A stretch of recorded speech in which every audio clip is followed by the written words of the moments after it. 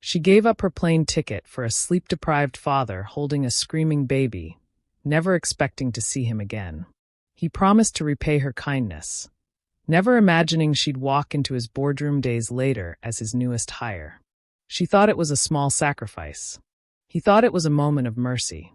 Neither of them knew it was the beginning of something that would change their lives, and one little boy's future forever. Hello family, welcome to True Life Stories. Please subscribe and leave a like for us, it means the world to us. Also share this video to your friends and loved ones and turn on post notifications so you don't miss future videos from us. Thank you as you do so. Sit back and relax as we dive into the story.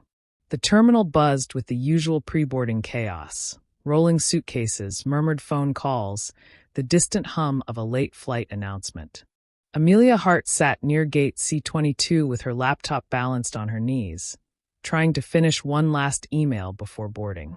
Her hair was pulled into a messy bun, her eyes tired, and the coffee in her hand had long gone cold. She had just wrapped up a brutal 3-day conference in Chicago, where she'd pitched her marketing strategy to a crowd of half-interested executives. Her flight back home had already been delayed twice, and she was desperate to get some rest before starting her new job in 3 days. Her name was finally called over the intercom, but before she could gather her things, a sharp cry rang through the terminal. A baby, piercing, desperate, and unmistakably tired. Amelia looked up. A man stood near the check-in counter, gently bouncing a red-faced baby against his chest. He was tall, clearly strong, but there was a fragility to his posture, a man trying to hold everything together. His shoulder carried a diaper bag, his blazer hung unevenly off one arm, and there was a bottle half-tucked into the back pocket of his jeans. The gate agent called out again. Last standby passenger for Flight 681 to New York. Seat 12B. Step forward now. Amelia hesitated. She glanced at her boarding pass. 12B. She was the last passenger they were clearing. But the man with the baby looked like he was about to fall apart. "I'm sorry," he was saying to the agent. "I've been on standby for hours. I need to be in New York tonight." "I have." He stopped, bouncing the baby a little more. "Please." The baby began to scream louder, red-faced and inconsolable. The agent looked uncertain. "We only have one seat left," she said, glancing at both him and Amelia. "You were both on the same standby tier. Whoever steps forward first gets it." Amelia took one long look at the man. His eyes met hers. They were stormy with exhaustion, and yet vulnerable. Without thinking, she stepped back. "Give it to him," she said to the agent. "Are you sure?" the woman asked. "You've been waiting just as long." Amelia nodded, smiling faintly. "He needs it more than I do." The man stared at her, stunned. "Are you serious?" he asked, his voice cracking a little. She shrugged. "You've got a little CEO there demanding answers. Go." He let out a soft, disbelieving laugh, then adjusted the baby in his arms and stepped forward. "I don't know how to thank you," he said. "Really. I'm so behind on everything right now and I just—" He stopped himself and looked at her with genuine warmth. "I'll pay this forward. Or maybe even back. Somehow." Amelia smiled, already gathering her things to find a seat and rebook. "Get some rest when you land," she said. "Both of you." As he disappeared down the jet bridge, the baby finally quieted. Amelia watched them go, something about the moment lingering longer than she expected. She didn't know his name. She hadn't asked. She just knew he looked like a man standing at the edge, and something about giving him that seat felt like the right thing to do. She didn't expect to ever see him again, and she certainly didn't expect that the next time she would, he'd be holding more than just a baby. He'd be holding her future. The Sullivan estate stood at the edge of the Hudson, a sprawling modern fortress of glass and stone that overlooked the river like a watchtower. Inside, however, the air was thick with silence, not the peaceful kind, but the kind that weighs on a man's chest when he's alone in a house too large for one. Nathan stood at the edge of the nursery, shirt sleeves rolled to his elbows, gently rocking the crib with one hand while the other massaged his temple. The baby, Max, was finally asleep, his tiny chest rising and falling in a soft rhythm that offered Nathan a moment of stillness. But his thoughts, they were anything but still. It had only been 2 weeks since his father passed. 2 weeks since Nathan had gone from being the quiet heir of Sullivan Enterprises to the CEO of a multi-billion-dollar legacy overnight. He hadn't had time to grieve. He hadn't had time to breathe. The board meetings came swiftly. Lawyers, publicists, investors, all crowding into his calendar like vultures. And then there was her, Vanessa, his wife, or ex-wife now. He still wasn't sure which word hurt more. She hadn't even looked back. The conversation still echoed in his head. "I can't do this anymore," she'd said, sitting cross-legged on the marble kitchen counter, sipping green juice while the nanny held Max in the other room. "This isn't the life I signed up for." Nathan had stared at her, stunned. "You're talking about our son." "I'm talking about me," she replied, calm and calculated. "You've become your father, obsessed with work, never present, always burdened. I want to live, Nathan. I want freedom. I'm not built to be someone's wife and definitely not someone's mother." Then she left. Not in anger, not in tears, just in indifference. He hadn't seen her since. She signed the custody papers the next day with barely a note. "I'll be wiring my things to LA. Please don't make this difficult. I wish you well."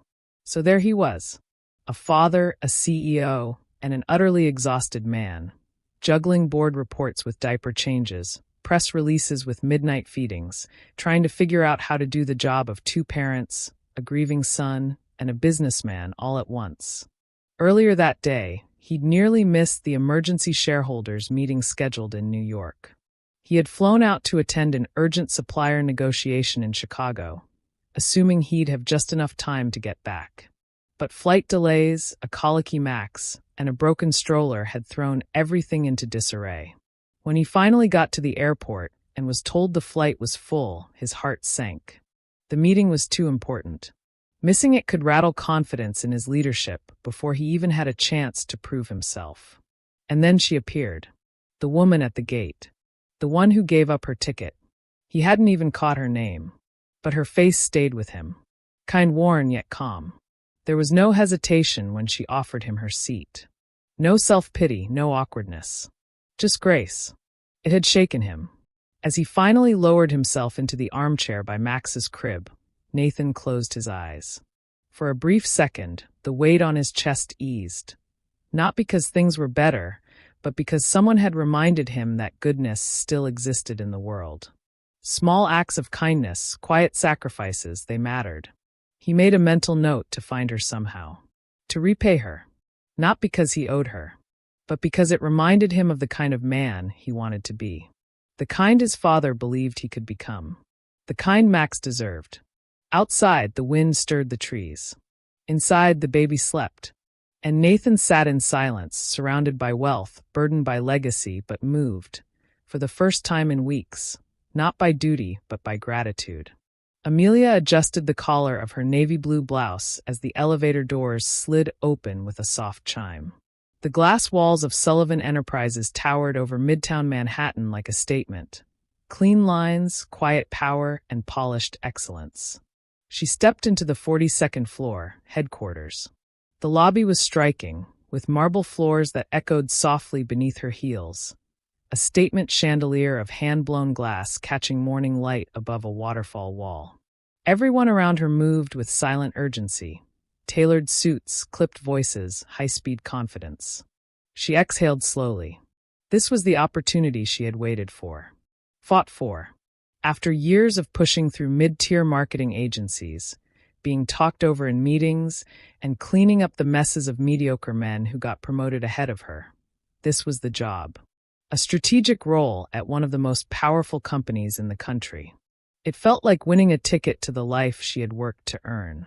And yet, her stomach fluttered. A nervous energy, not dread, just anticipation. A sleek brunette in a fitted gray skirt suit greeted her at the reception desk. "You must be Amelia Hart," she said with a warm smile. "I'm Jessica, Mr. Sullivan's executive assistant. We're thrilled to have you on board." "Thank you," Amelia said, returning the smile. "It's still sinking in." Jessica gave a knowing look. It usually takes a few weeks. You'll meet your department head after the all-staff welcome briefing. We're just heading into the boardroom now. Follow me. As they walked down the corridor, Amelia's heels clicking lightly behind Jessica's confident stride, her eyes took in every detail. The rows of glass offices, the hanging art pieces, the floor-to-ceiling windows. It was a world she had only ever brushed the edges of. Now she was walking into its heart. They entered a grand boardroom with a long walnut table, sunlight spilling in through tall windows. Staff were gathering, some new like her, some clearly veterans. Chatter filled the space, casual but charged with that corporate edge. Jessica leaned in. "You're in luck. Mr. Sullivan is making an appearance. He doesn't always attend these. But since his father's passing, he's been more involved. It's a new era." Before Amelia could reply, the door at the far end opened. He entered with a presence that made the room fall instantly quiet. Tall, sharply dressed in a dark gray suit that hugged his frame like it was tailored this morning. A baby carrier rested against his chest, cradling a drowsy infant whose fist clung to the lapel of his father's jacket. Nathan Sullivan walked in like a man who had survived fire and come out forged. Amelia blinked, breath caught midair. It's him. It was the man from the airport. The man with the baby. The one she'd given her ticket to and never expected to see again. He scanned the room with casual poise until his gaze landed on her. His posture faltered, just slightly. His eyes widened in recognition. A subtle flicker of surprise and something else, something unspoken, passed between them. He stepped forward slowly, addressing the room with effortless authority. "Good morning. Thank you all for being here." His voice was calm but carried weight. His baby stirred, and he instinctively adjusted the strap, resting a hand on the small back with unconscious tenderness. "I know many of you are adjusting to recent changes," he continued. "As am I. I won't pretend to have all the answers. But I can promise you this. This company was built on vision, resilience, and people who saw opportunity where others saw limits. I plan to honor that." A few heads nodded. Others remained still, assessing. He paused, then glanced again at Amelia. "Before I let your department heads take over, I'd like to personally acknowledge someone here," he said. "Amelia Hart, if I'm not mistaken?" Every head turned. Amelia straightened in her seat, startled. "Yes, sir?" A small, knowing smile tugged at the edge of his mouth. "We met briefly. At an airport. You gave up a seat you desperately needed, for someone you didn't know. You had no idea who I was. You just saw someone struggling and chose kindness." The room murmured, surprised. Nathan continued, his voice quieter now, sincere. "In the chaos of transition, I remembered that moment. And it reminded me of the kind of culture I want to build here. One based on empathy, not ego. Collaboration, not competition." He looked directly at her. "I never got to say thank you, Amelia. You made a difference that day." Amelia's cheeks flushed. She nodded, speechless. The baby let out a soft coo, drawing a ripple of gentle laughter across the room. Nathan smiled faintly, resting his hand again on the baby's chest. "Now, if you'll excuse me," he said, stepping back, "some of us have nap-time negotiations to get through." As he left the room, his assistant swooping in to take Max from his arms, Amelia sat frozen. The world around her buzzed back into motion, but her mind was still locked on the collision of past and present. She had come here expecting a job. She never expected him. And she definitely never expected that this man, the stressed, grateful father from Gate C-22, would become something far more important than a CEO in her life. The office was mostly empty when Amelia stepped into the 37th floor lounge, the city's lights glittering behind her through tall glass walls. It was nearly 9 p.m., and most of the staff had long since gone home. All except one. Nathan Sullivan sat on the couch, jacket tossed over the side, sleeves rolled up, cradling Max against his chest. A bottle sat half-finished on the table next to him. Max had drifted to sleep mid-feed, his tiny hand resting on the placket of his father's shirt. Nathan looked up as Amelia entered, caught somewhere between tired and grateful. I thought I was the only one burning the midnight oil, she said softly. He offered a crooked smile. You and me both. And him, he added, nodding toward the baby. Apparently babies don't care about corporate hours. Amelia stepped closer, placing a paper cup in front of him. Coffee. Black. Thought you might need a refill. You read minds? He asked, picking it up. Or just good instincts? I'm a strategist, she said with a shrug, then sat across from him. We read behavior. He chuckled quietly. Well, your analysis was spot on. I was about 5 minutes away from falling asleep with him in the copy room. She glanced at Max, now gently snoring. He's beautiful. Nathan's eyes softened. He really is. He doesn't even know the chaos he was born into. And yet somehow he's the only thing keeping me sane. Amelia hesitated before speaking again. It's a lot. Running a company. Raising a child. Doing both at once. He looked away for a moment. The silence between them stretched, not awkward, just heavy with unspoken truths. I didn't ask for any of it to happen like this, he said at last. Not losing my father. Not the company. And definitely not becoming a single parent overnight. She said nothing. She didn't need to. Her presence alone was grounding. My ex, Vanessa, she walked out right before Dad died, he continued, voice low. Said she wanted a life without responsibilities. Without being tied down. I didn't fight her. I couldn't. There was too much going on. Too much I didn't understand. She left you with all of it, Amelia said gently. He nodded, his jaw clenched. I thought I could handle it. But there are days I feel like I'm just grasping at everything. Trying to be everywhere at once. Baby formula in one hand, balance sheets in the other. Amelia smiled softly. You're doing better than you think. Nathan looked at her, eyes tired but searching. How do you know? Because you care, she replied. And because you're here. Feeding him. Holding him. Showing up. That's more than a lot of people do. He studied her for a moment. You always speak like that? Like what? Like you see past people's armor. She tilted her head. Maybe. Or maybe I just know what it's like to carry more than anyone can see. There was a long pause after that. Neither of them filled it.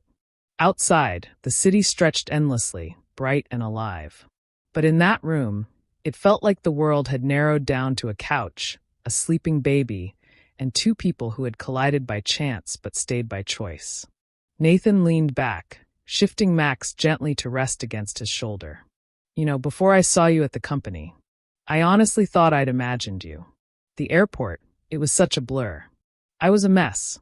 I barely remember the gate number. It was C-22, she said with a small smile.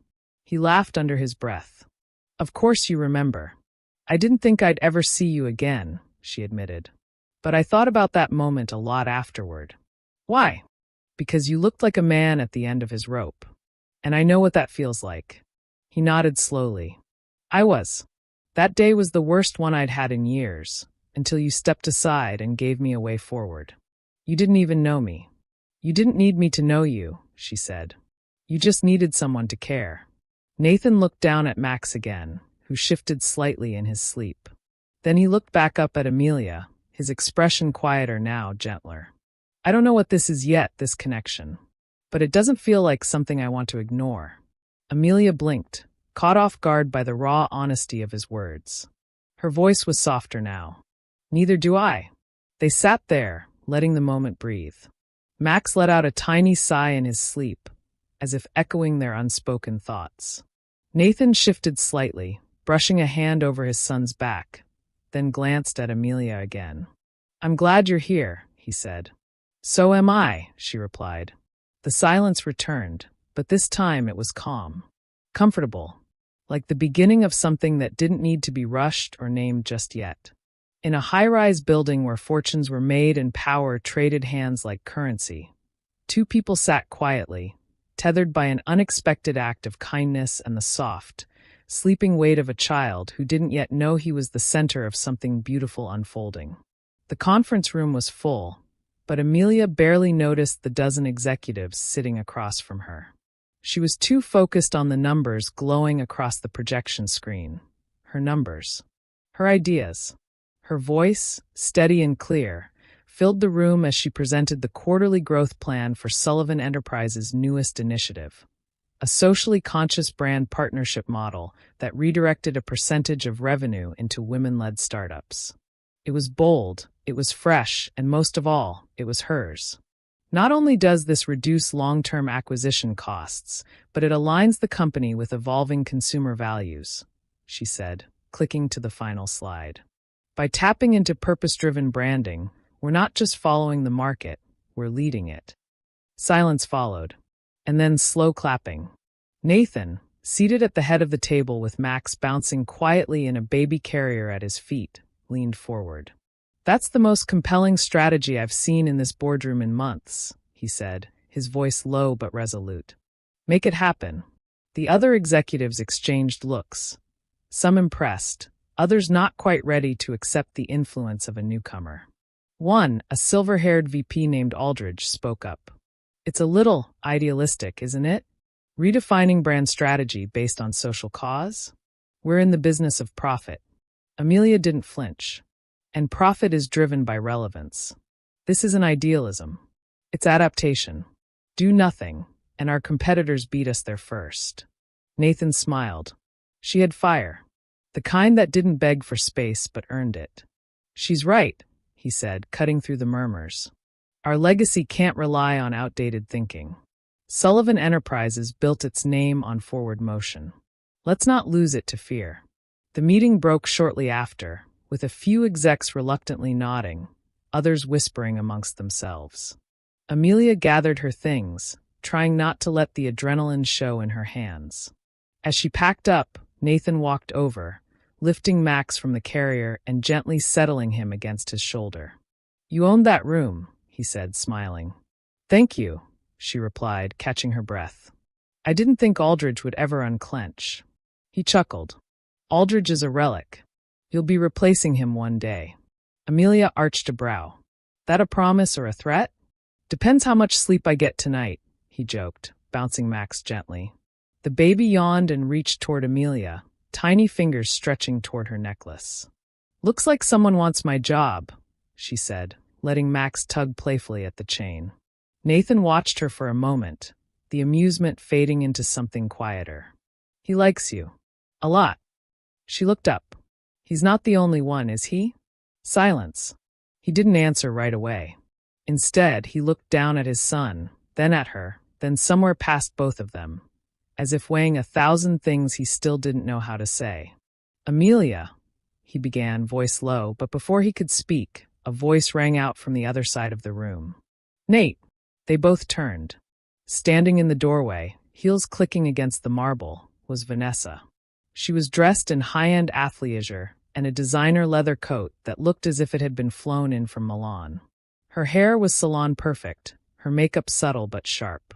And her eyes, those sharp, unreadable eyes, went straight to Nathan and then to Amelia.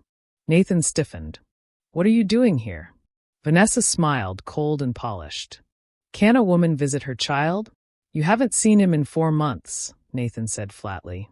"I've been busy," she replied, walking into the room like she owned it. "Besides, I needed space. To think. To heal. To party in Ibiza and be photographed with your new boyfriend?" Amelia asked before she could stop herself. Vanessa raised an eyebrow. "Ah, you must be the help." Nathan stepped between them, voice hardening. "That's enough. Say what you came to say." Vanessa's tone shifted, less flippant now, more pointed. "I want shared custody." Nathan's expression didn't change, but his shoulders tensed. "No, you don't get to decide that alone. I do when you abandoned him," he said. "You don't get to come back and play mother because your lifestyle brand fell apart." Her eyes flashed, but she didn't answer. Instead, she turned her gaze to Amelia. "You're sleeping with her, aren't you?" The room went still. "No," Nathan said slowly. "But maybe I will."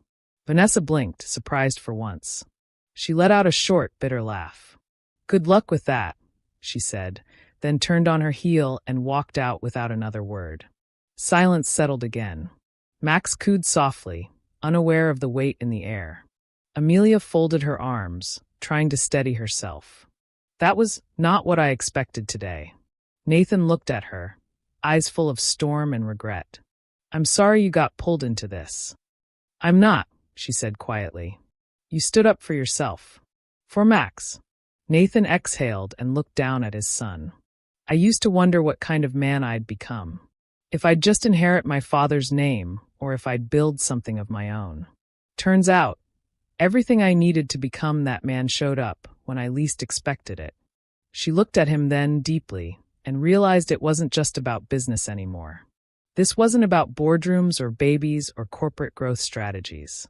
This was about two broken lives slowly fitting together in ways that made both of them stronger. Not lovers yet, not even quite partners, but something was building, something too powerful to ignore. The Sullivan brownstone in the West Village was a relic of old New York, ornate crown molding, wide-planked floors, and a staircase that creaked ever so slightly at the third step. It stood in contrast to the sleek, cold sharpness of the company headquarters. Where the office demanded perfection, the brownstone whispered stories of imperfect, lived-in love. Nathan hadn't hosted anyone there in months. Until tonight. Amelia arrived holding a small paper bag of pasta and a bottle of wine. The weather had cooled, and the city was in that golden moment of autumn. Leaves crisp beneath your shoes, the air tinged with the scent of change. Nathan greeted her at the door, sleeves pushed up, a dish towel slung over his shoulder like he'd forgotten it was there. You brought backup, he said with a smile, eyeing the food. I didn't trust you not to burn down your own kitchen, she replied. He stepped aside to let her in. The house smelled faintly of rosemary and garlic, surprisingly pleasant, and a soft instrumental playlist played in the background, something with piano and strings. Max was sprawled in the living room on a blanket, gurgling and kicking at a plush giraffe. He's clean, Nathan said proudly. Bathed, fed, diaper changed. You're witnessing the eighth wonder of the world. Amelia laughed and knelt beside the baby. And you didn't lose your mind? Just briefly, around the shampoo part. She scooped Max into her arms effortlessly, cooing at him. He's getting so big. He likes you more than most of my board members, Nathan said as he leaned in the doorway, watching her. He has good taste, she said, her tone light, but her eyes were soft, vulnerable. The evening unfolded without pretense. They ate together in the small dining room, passing plates, laughing over childhood stories, interrupted by Max's periodic squeals of delight. Nathan confessed he'd tried to learn how to braid hair as a kid to impress his babysitter. Amelia admitted she once applied for a job at Sullivan Enterprises 5 years ago and never even got a rejection email. That's embarrassing, Nathan said. Want me to fire someone retroactively? Tempting, she replied, grinning. Later, the three of them settled in the living room, Max tucked between them on the couch. A baby book lay open on the coffee table, pages filled with first smiles and footprints. Nathan ran a hand over the binding. I started filling this out after Vanessa left, he said quietly. It felt important. Like maybe one day he'd want to know someone cared enough to remember these things. Amelia looked at him for a long moment. You won't have to wonder, Nathan. He'll know. Nathan swallowed hard, his eyes fixed on the tiny pair of socks Max had kicked off. I used to think family was something you had or didn't. Blood. Marriage. Something legal. He looked up at her, eyes searching. But I'm starting to realize, family is just who stays. Who shows up. Who picks up the phone at 3 a.m. when the baby's sick and you're on your 5th breakdown. Amelia's breath caught in her throat. He was speaking not just of her presence, but to it, honoring the quiet way she had stepped into his life without expectations or demands. Just showing up. Again and again. I don't know what this is, she whispered. But it feels real. Nathan nodded. It is. Silence filled the space between them. Max stirred and let out a tiny, satisfied sigh, his small hand reaching out and landing, by chance or fate, on top of both theirs, Amelia's and Nathan's. They looked down, then at each other. And something shifted. Not with a kiss or a grand declaration. Just a shared breath. A shared truth. That this, whatever it was becoming something deeper. Something steady. Something like home. They stayed like that for a while. The three of them. No titles, no pressure, no definitions. Just the warmth of a family born not out of obligation, but out of choice. Amelia helped put Max to bed, gently tucking him in and humming a lullaby she barely remembered learning. Nathan stood in the doorway, arms folded, watching her as if she were the final piece of a puzzle he didn't know was missing. When she turned, she caught him staring. "What?" she asked, brushing a strand of hair behind her ear. He walked closer, his voice low. "I used to wonder what stability looked like. What it felt like. Not just for Max. For me.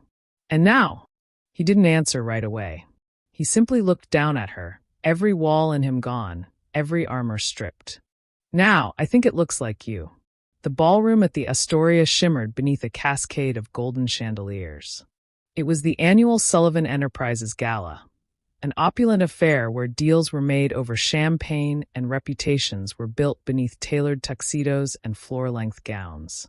The elite of New York's business world mingled across polished marble floors, laughter echoing above the music of a live string quartet. But Nathan Sullivan wasn't watching the crowd. He stood at the edge of the stage near the grand piano, one hand in the pocket of his tailored suit, the other resting gently on the shoulder strap of the baby carrier across his chest.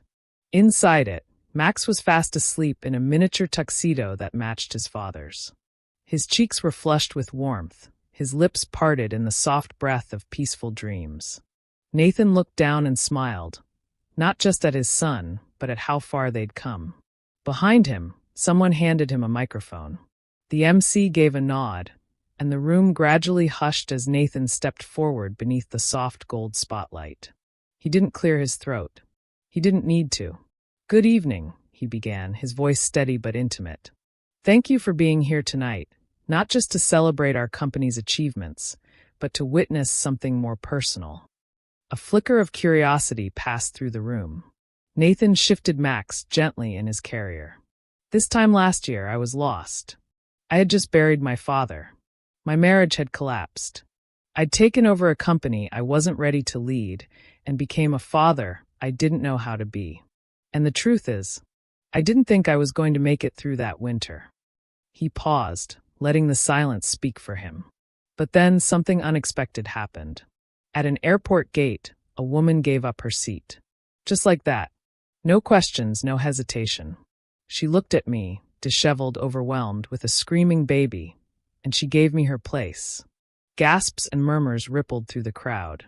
A few turned to Amelia, seated at a nearby table in a deep sapphire gown, her hair curled just enough to frame her face. She didn't shift in her seat. She just watched him, eyes shining.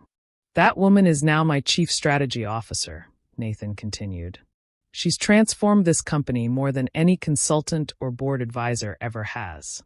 Not just with her mind, but with her heart, her presence, her courage to challenge the status quo." His voice softened.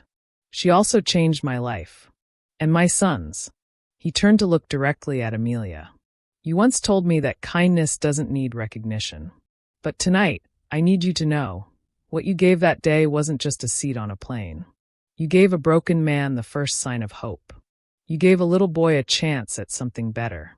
And somewhere between marketing plans and baby bottles, between nap schedules and late-night strategy calls, you became our home." The room was still. All the noise of privilege and business had melted away. He stepped down from the stage slowly, weaving through the crowd, Max still sleeping soundly against his chest. The crowd parted instinctively as he moved toward her. Amelia rose to her feet, unsure if her legs would even hold her. Her hands trembled, and not from nerves, but from the swell of something enormous inside her. Love, yes. But more than that, recognition. This was no longer a man surviving. This was a man choosing. Nathan stopped in front of her. "I'm not proposing tonight," he said quietly, leaning in just close enough so only she could hear, his voice warm and real. "Not yet. Because what we're building, it's already sacred. And I want to grow it the right way." She exhaled, eyes glassy, heart full. "But I am making a promise," he continued, "that whatever the future brings, late-night feedings, boardroom battles, everything in between, I want to face it with you. Me, you, and Max. No matter what. Tears slid silently down her cheeks. She nodded, just once. Yes, she whispered. That's all I've ever wanted. Not the perfect plan. Just the right people. He leaned in and kissed her, soft, certain, full of all the things they had carried and conquered. And as the orchestra picked up again, the crowd applauded. Not out of courtesy, but out of something genuine. Something beautiful they had witnessed take shape over time. A story not of perfection, but of persistence, kindness, and chosen love. In the months that followed, there would be many more chapters, some chaotic, others quiet. Morning messes, business wins, school applications, and second chances. But they would always remember that it all began at Gate 12, where she gave up a seat and unknowingly stepped into a life that was meant to be hers all along. We have come to the end of the story. I hope you enjoyed it. Leave a like and subscribe to my YouTube channel for more interesting stories.